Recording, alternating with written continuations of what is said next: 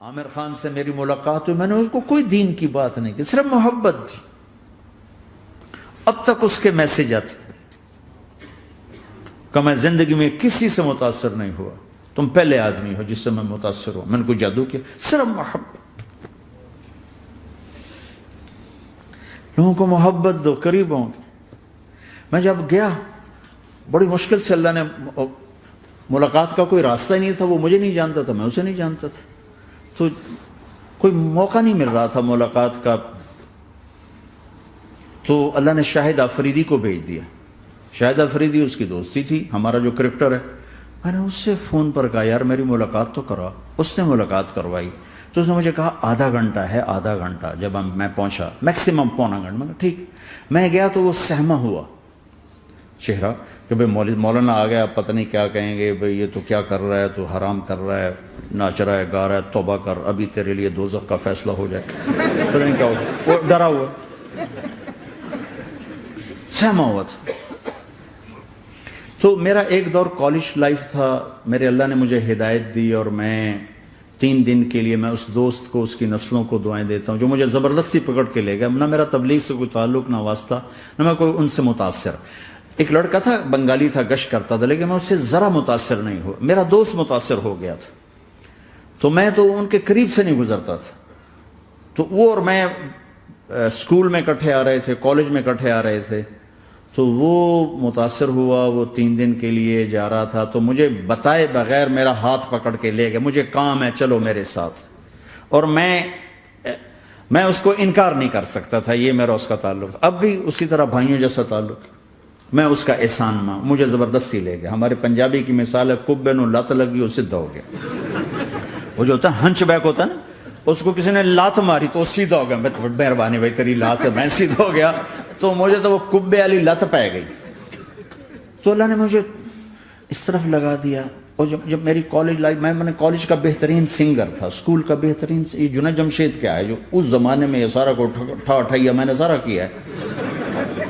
تو اب وہ بیچارہ ایسے بیٹھا ہوا، تو میں نے اس سے بیٹھتے ہی فلموں کی باتیں شروع کر دی۔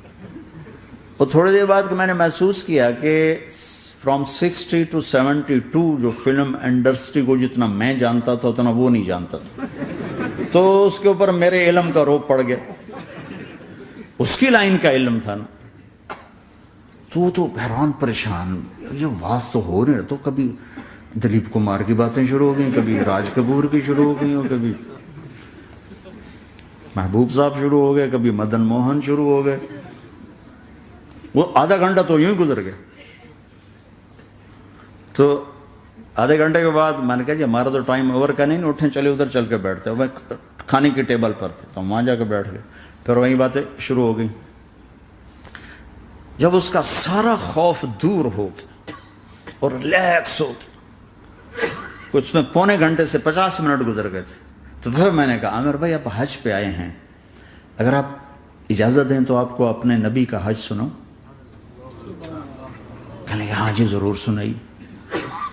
پھر میں 1.25 گھنٹہ بولتا رہا، اور وہ ایسے کر کے یہاں سے وہ یوں نہیں ہوا، 1.25 گھنٹہ ایسے بیٹھ کے یوں سنتا، ہلا نہیں اپنی جگہ سے۔ لوگ محبت کے بھوکے ہیں، تم فتوے دینا شروع کر دیتے۔ 2 گھنٹے کی ملاقات کے بعد جب ہم نکلے تو نیچے تک چھوڑنے آیا عامر خان۔ حج کے بعد میں نے کہا ایک ملاقات اور ہو جائے گا، ضرور ہوگی۔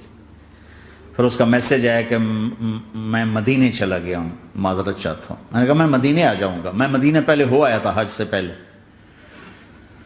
تو اس نے کہا کہ آپ 14 تاریخ کو آ جائیں، 4 سے 6 کا ٹائم میں نے آپ کے لیے رکھا ہے۔ تو میں جنید اور ایک اور ساتھی ہم دوبارہ وہاں چلے گئے 4 بجے، 4:15 ہم اس کے ساتھ ہماری سٹنگ شروع ہوئی۔ 4:15 سے 10:15 تک 6 گھنٹے مسلسل، اور اس کے ماتھے پہ ذرا نشان نہیں آیا کہ میں بور ہو رہا ہوں۔ اور اس کے بعد ہم اٹھے، اس کا جی نہیں چاہ رہا تھا کہ ہم اٹھ کے چلے جائیں، محبت۔ پھر ایک امتحان پڑ گیا، میں اجتماع میں تھا رائمنڈ کے پچھلے سال، اس کا میسج آ گیا میری فلم تلاش آ رہی، اس کی کامیابی کی دعا کرو۔ لے بھائی اے چنگی بڑی. میں نے کہا اب کیا کروں,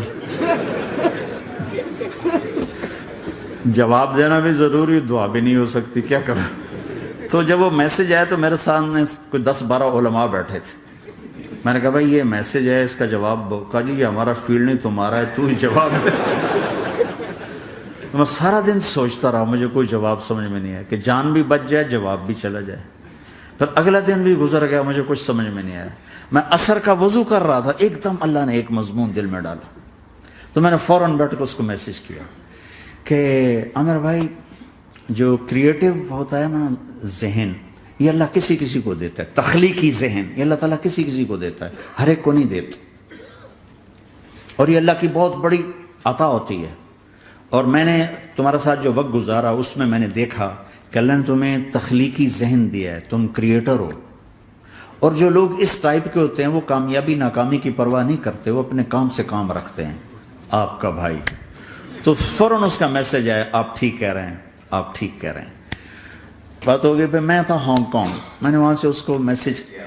دیکھو کسی مصروف آدمی کو براہ راست فون نہ کیا کرو, میسج کیا کرو کہ میں آپ کو فون کر سکتا ہوں, چونکہ میں اس کا بہت ستایا ہوا, بہت ستایا.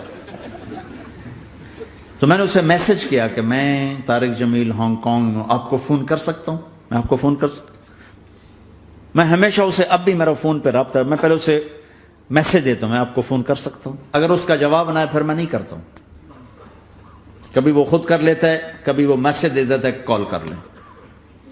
تو تھوڑی دیر بعد اس کا فون آ گیا, کیونکہ میں اس وقت دلی میں ہوں, کانفرنس میں تھا. تو میں نے آپ کا میسج دیکھا تو میں اٹھ کے باہر آ گیا ہوں, ابھی آپ سے بات کر کے پھر میں جاؤں گا.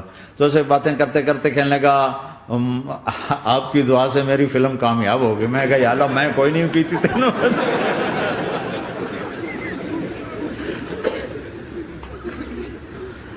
بھائیو محبتیں بانٹو, نفرتیں تو پہلے ہی بہت